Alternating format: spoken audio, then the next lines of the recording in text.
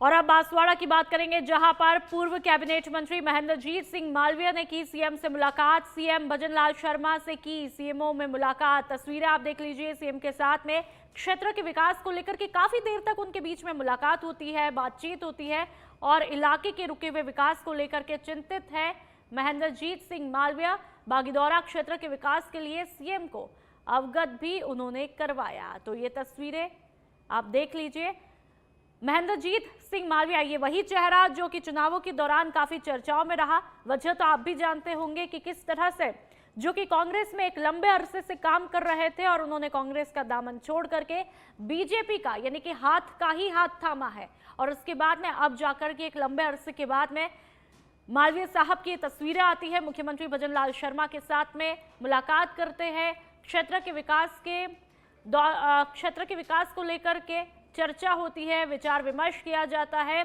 जाहिर सी बात है, जब कोई चर्चा होती है तो उसके बाद में हम उस चर्चा के बाद में बदलाव को भी देखना पसंद करते हैं। एक उम्मीद की जाती है कि जब आप सीधा इस तरह की मुलाकातें करते हैं तो उसके बाद में कोई नया बदलाव होगा, कोई विकास होगा, लोगों को रोजगार के साधन मुहैया करवाए जाएंगे, विकास को दिशा और दशा दोनों ही मिलेगी, साथ ही विकास की रफ्तार भी बढ़ेगी। तो वहीं अर्थव्यवस्था को लेकर के भी काफी जो है गति बढ़ती हुई देखी जा सकती है।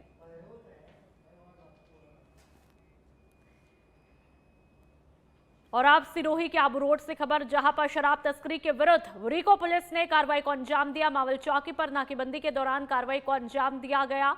गुजरात से राजस्थान की तरफ जा रही अवैध शराब की खेप बरामद की। पुलिस ने ट्रक से राजस्थान निर्मित शराब के 240 कार्टन जब्त किए हैं। ट्रक को बरामद करके एक आरोपी को गिरफ्तार भी किया गया है। ट्रक में चूने के कट्टों के नीचे दबाकर रखी थी भारी मात्रा में शराब। फलौदी कपूरिया निवासी अशोक कुमार को गिरफ्तार किया गया और रिको थाना अधिकारी लक्ष्मण सिंह टीम ने इस कार्रवाई को अंजाम दिया गया है। देखिए, आप कितनी भी चालाकी कर लीजिए, लेकिन कहीं ना कहीं जब आपके ऊपर इस तरह से पुलिस का तंत्र होता है तो चालाकी एक साइड में धरी की धरी रह जाती है। तो आप देखिए कि कितनी होशियारी इन लोगों ने रखी कि चूने के कट्टे के नीचे शराब दबाई जा रही थी, उसके कर्टन दबाए जा रहे थे, लेकिन आखिरकार खाकी की नजर से ये चीजें दबती नहीं है और उस पर एक बड़ी कार्रवाई होती है। और इस आरोपी को भी आप देख लीजिए कि किस तरह से कार्रवाई का डंडा चलता है और आरोपी धर दबोचा जाता है। और इस मामले में कई और भी खुलासे हो सकता है कई और भी लोगों के इसमें मिलीभगत होने की संभावना हो। ऐसे में पुलिस यहां पर अपनी सफलता प्राप्त करते हुए काफी खुश दिखाई भी देती है।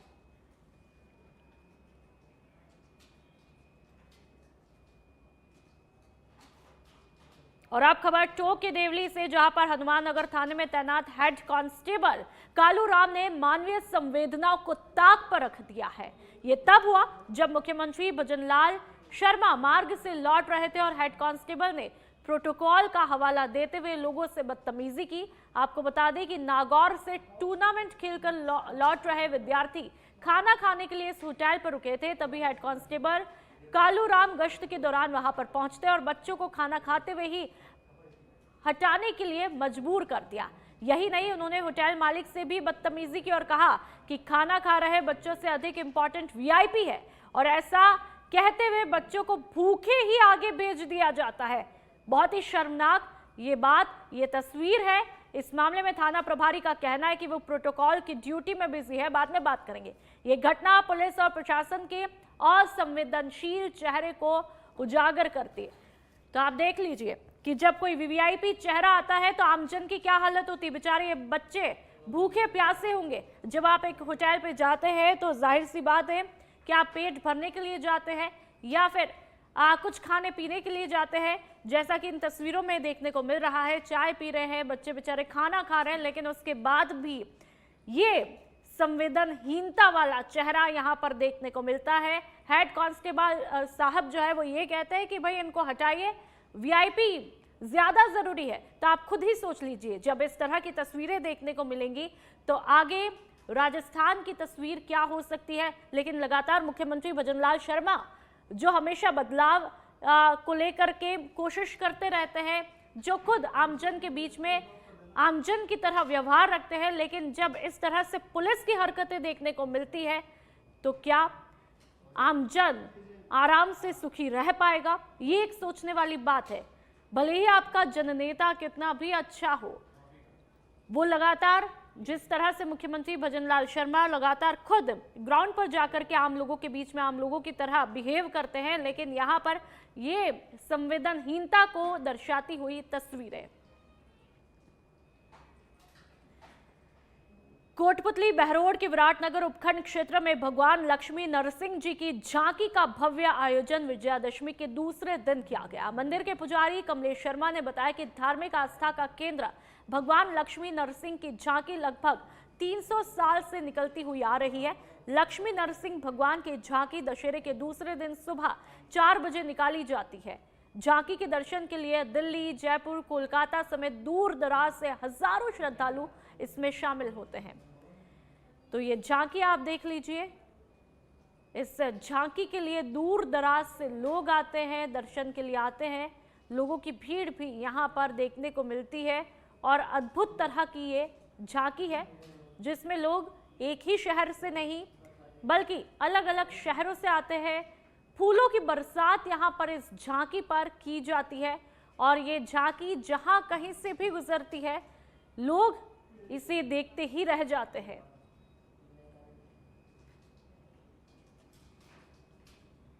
इतिहास जैसा कि हमारे पास लिखित में भी है, बुजुर्गों से भी सुना है कि ये इस ग्राम में ये लीला लगभग 300 साल से